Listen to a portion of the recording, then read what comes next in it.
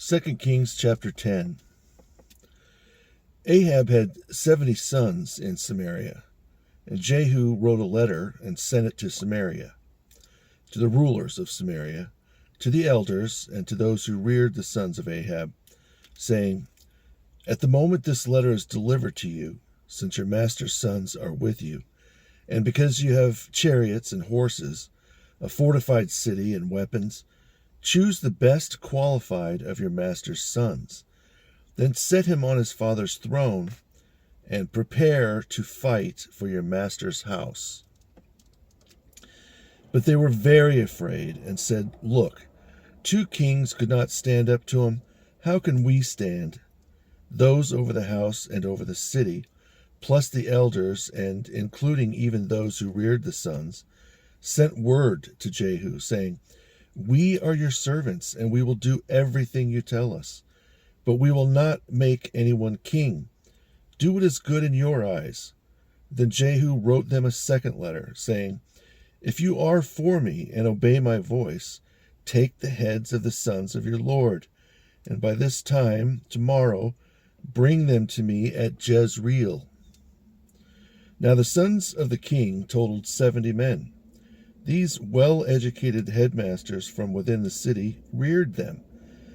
But when the letter came to them, they took the 70 sons of the king and slaughtered them. They then put their heads in baskets and sent them to Jehu at Jezreel. Then a messenger came and spoke to Jehu, saying, 'They have brought the heads of the king's sons.' And he said, 'Lay them in 2 heaps at the entrance of the gate until morning.' So in the morning he went out and stood at the gate and said to all the people, 'You are the righteous ones. Indeed, I conspired against my master and killed him. But who struck down all these? See then that not one thing from the word of the Lord against the house of Ahab fall on the ground for any reason.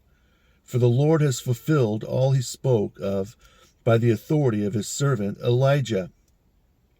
So Jehu killed all who remained of the house of Ahab in Jezreel, all his well-educated headmasters, his friends, and his priests, so no remnant of him survived.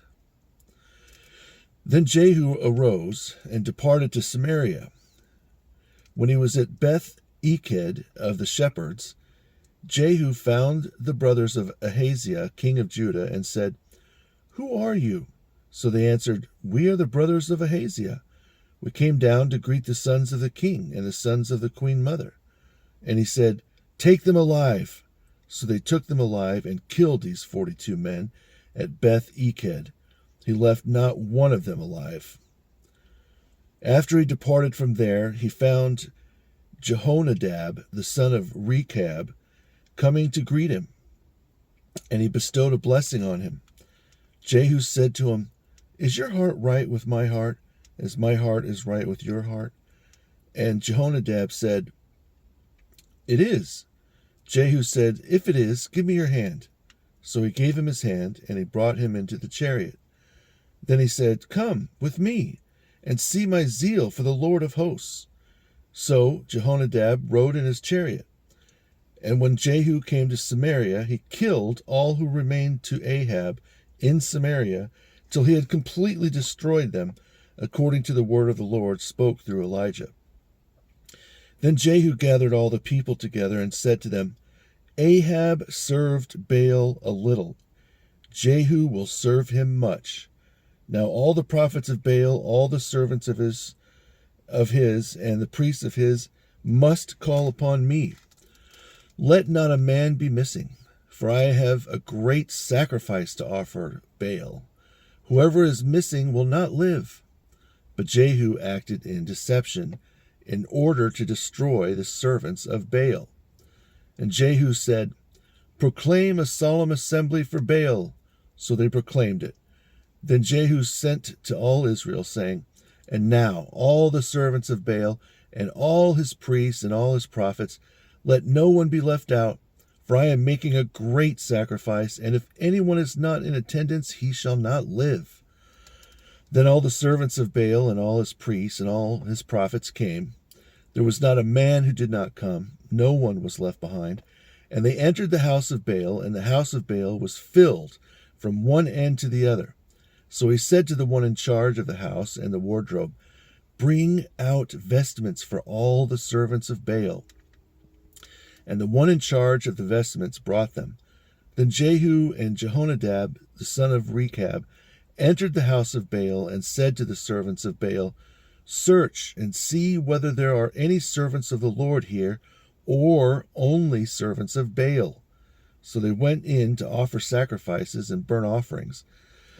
Now Jehu appointed for himself 80 guards to be on the outside, and said to them, "If any of the men I brought into your hands escapes, whoever lets him escape, it shall be his life for the life of the one he spares."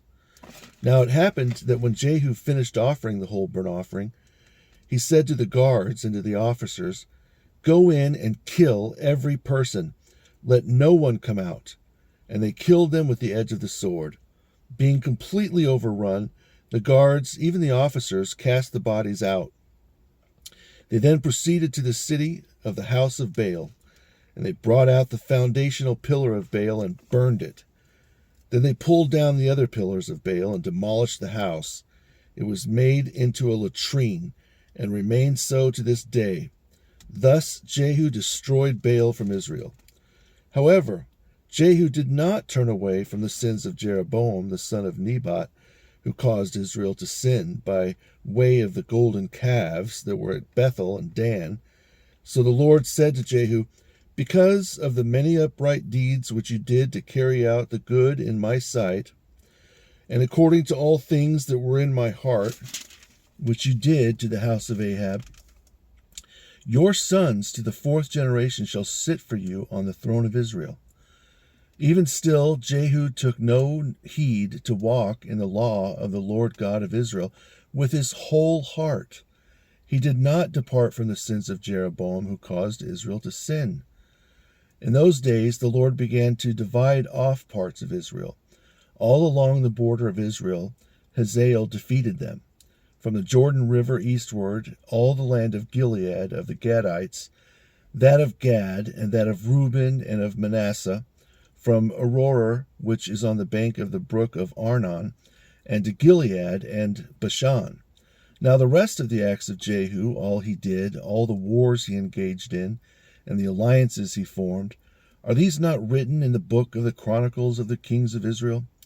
So Jehu rested with his fathers, and they buried him in Samaria.